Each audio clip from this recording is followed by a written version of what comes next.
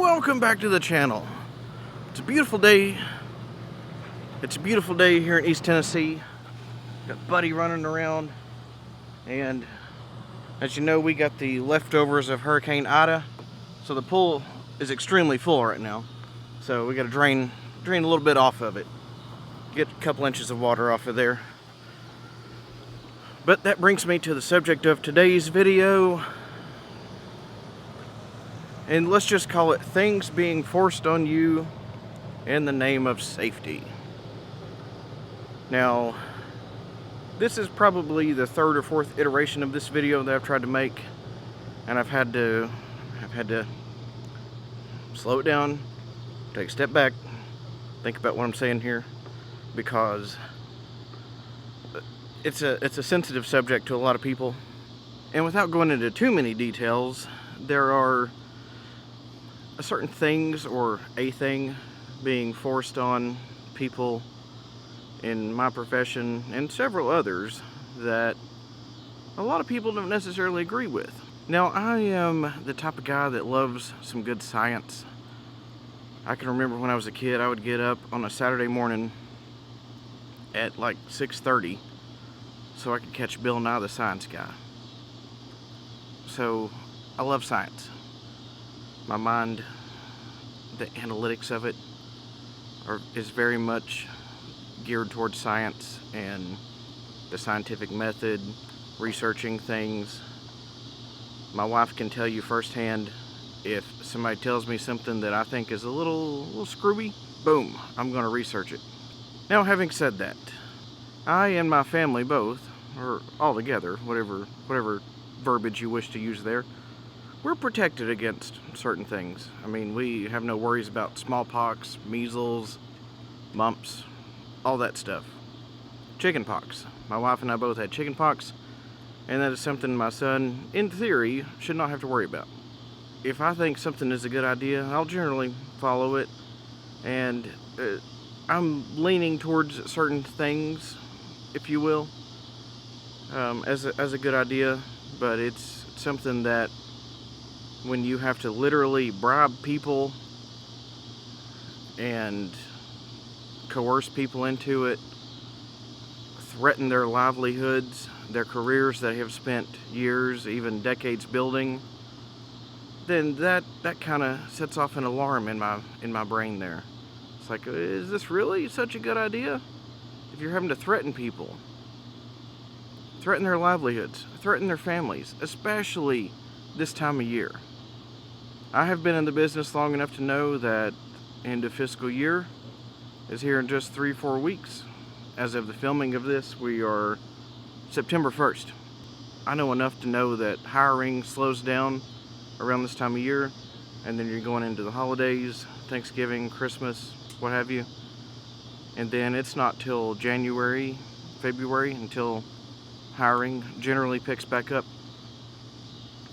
So it's not a good time of year to lose your job unless you've got, tens of thousands of dollars in the bank or someone willing to support you.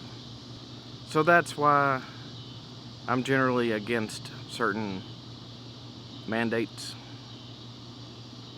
requirements. I know there are people that will argue, oh, well, you're required to register your vehicle.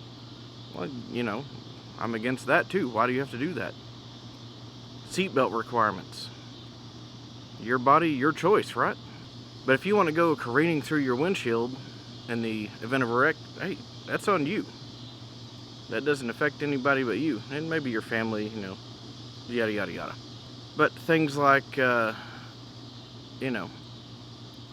we'll talk about, this thing being forced on people in the name of safety. One of my main arguments has been, while we're on the subject of doing things in the name of safety, when I go into work, when I'm not working from home here these last year and a half or so, the path I take into my building, so I'm walking into my door, right over here, there's a kind of a pavilion covered area. It's where the smoking area is. And by law, I guess, It is the, 25, 20 feet, whatever the law is in Tennessee, from the door to get into the building. Now, longtime viewers of the channel will know that I'm an avid cigar smoker. I have no issues with, personal choice, whatever. But while we're doing things in the name of safety, why should I have to walk through a cloud of smoke to get into my building?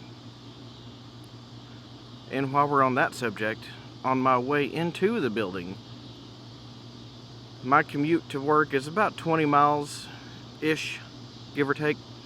Now, it has been proven in this past almost 2 years that working from home, teleworking, whatever you want to call it, has proven to be very effective for a lot of industries, especially mine in particular. If I can take away that risk of getting into a wreck on my way into work, why not? If we can save carbon emissions. I drive a truck that gets 15 miles to the gallon, 45 mile round trip to work. In a year, that's a lot of carbon emissions saved. That's a lot of gasoline saved.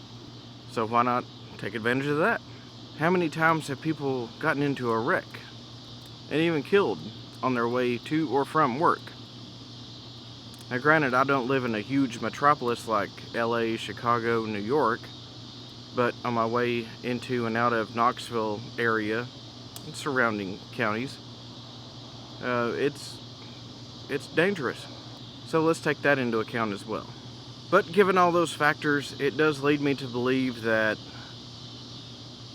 if you're doing things in the name of safety, there are other factors involved as well. Are you getting kickbacks from the government? Preferential treatment? Who knows? I don't. So that leads me, just to question. Have a questioning attitude. And that begs another question. If you were to have a questioning attitude and question what's going on, have a safety-focused culture, are you going to get in trouble for that questioning? Who knows? So thanks for watching. Stay tuned for more. Never forget, trust the science generally, but always have a questioning attitude. Thanks for watching. And always grill your burgers over charcoal. None of this propane or natural gas junk. Charcoal's where it's at.